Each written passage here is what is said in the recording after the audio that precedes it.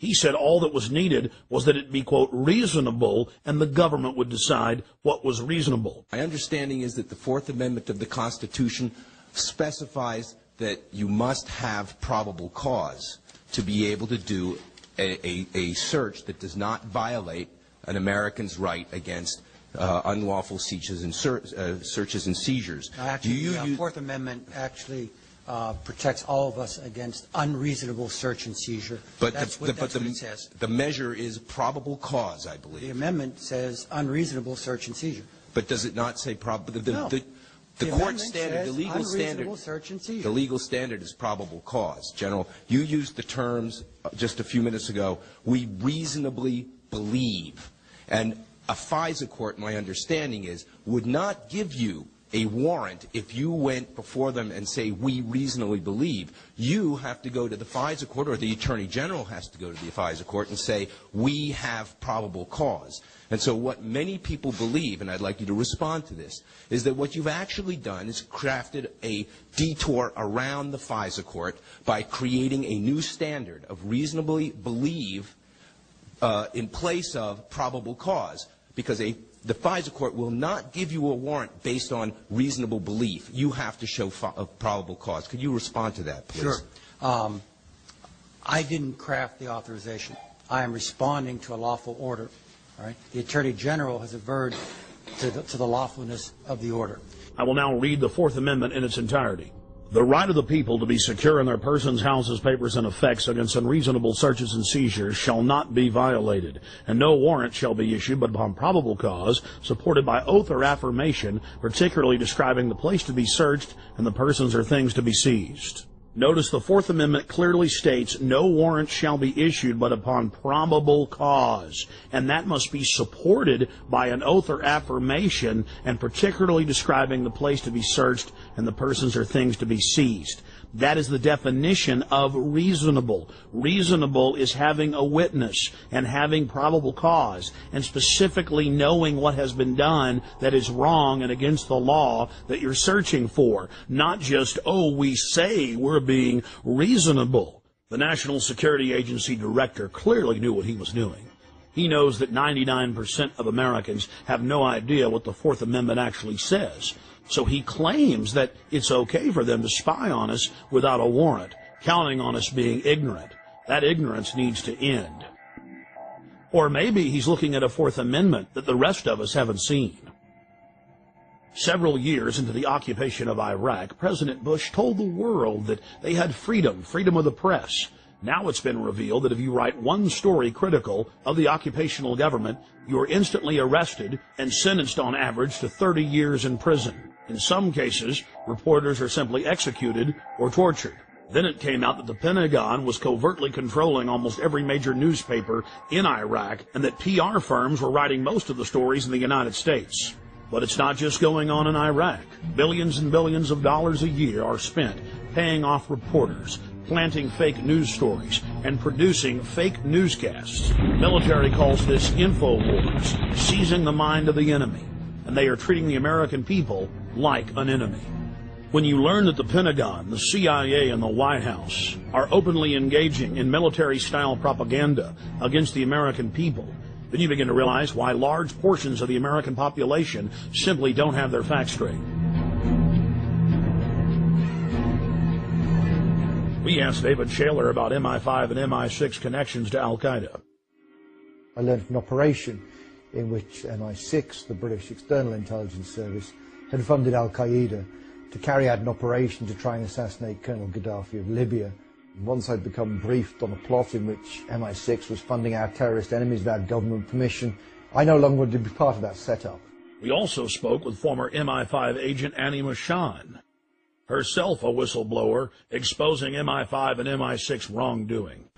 I went public in conjunction with my partner because we'd seen so many dreadful things going on, and we believe that the British public deserves better protection. My own, not as much government but intelligence services, were carrying out operations in which innocent Libyans died. David was briefed officially by MI6 officers on their attempt to assassinate Colonel Gaddafi by funding Al-Qaeda in Libya. So I felt the need to say something about that. It took a long time to have the courage to be able to do that. with the newspapers in this country, but eventually I decided that was the only way forward. We had to leave our friends and family, we had to leave our jobs, our home, everything in London, with 3 days' notice because the newspapers suddenly decided to kick into action. I lived in exile for 3 years. In fact, when I actually tried to use a legal route to alert the British government about MI6 funding Al-Qaeda, I was the one thrown in prison. We then tried to negotiate with the government. We tried to say, please take our evidence about the crimes we've seen. The government refused then, and to this day, 8 years on, they are still refusing to take David's evidence and my evidence about crimes committed by our intelligence agencies. We have sources who have told the press, sources in America from the State Department and the CIA have confirmed that payments were made to a group in Libya that was associated with Osama bin Laden. A document actually appeared on the internet which predates the attack and describes exactly the modus operandi, the way of carrying out the attack, the timing of the attack, the people involved, the Islamic extremists and so on, that I described when I went on the record. As a result of the attacks on 7/7, the British people seem much more complacent and will allow the state to infringe their liberties in a way that they wouldn't allow them to do otherwise. While in London, I learned that Parliament had just passed a law that would ban any type of free speech within several miles around the British Parliament building. Blair's approval ratings go up when there is an event. Bush's approval ratings go up when there is an event. What, quote, Muslim extremists in their right mind would carry out an operation that would empower the New World Order global empire whose epicenter is London and New York and D.C.? Why would anybody put up with this? My friends, never give up your liberty. Stand up against tyranny. Learn the truth and find out who has the motive. Find out who has the motive to scare you into submission, to intimidate you, to bully you, into accepting their wars of global war and empire and genocide. At a time like this, I think people are prepared to give up a little bit of their liberty, aren't they? Just a bit. I mean, yeah, it's okay. I mean, if you've got nothing to hide, it's not really a problem, is it? I think we should be just a bit further on what we've allowed here. I think we've been too democratic and we've been too soft. What it's done to people who wish to demonstrate is increasingly worrying. A lot of demonstrations, both at Genoa, at the G8 at Gleneagles, many other places around the world, there is no wish of those who demonstrate, in my view, for violence. They disagree profoundly with what their governments are doing. I'm not saying whether they're right or wrong. I'm simply saying that they should have the right to do so without harassment, intimidation, or indeed being charged, attacked, and being seriously injured. Because the only ones who are going to be allowed to have the big loudspeakers out in the public areas, just like in China, are going to be the state. I must say one of the things that does concern me is Brian Hoare, who camped outside Parliament in the square, which actually faces the parliamentary buildings, faces the large iron gates where ministers come in and MPs go in and out. It may be ignored, he may be laughed at, he may be mocked, but at least he is able to do it, and some people may listen, and you may have more effect than we realise. Now, we call that, or at least we used to call that, free speech. What about the Freedom Lady, the Statue of Liberty? Well, I did hear a rumor that the Statue of Liberty has been brought in for questioning. She may be with Al-Qaeda. You're probably right. 6 times they've taken me to court. Oh no, we took them to court this time, by the way. We took Mr. Charles Clarke, the Home Secretary, and Mr. Ian Blair, the Commissioner of Police.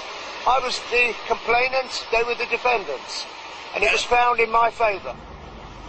It is very much a concern that we've actually got an Act of Parliament which in one of its sections is clearly designed to prevent him or people like him putting across a message which they feel passionately about and which could be heard within the confines of Parliament. I find that very worrying. I bullhorned Parliament 3 days before the law went into effect. George Bush carried out 9/11. Do you think some people in a cave were able to have NORAD stand down Do you think that people in a cave were able to have all of this happen? It's a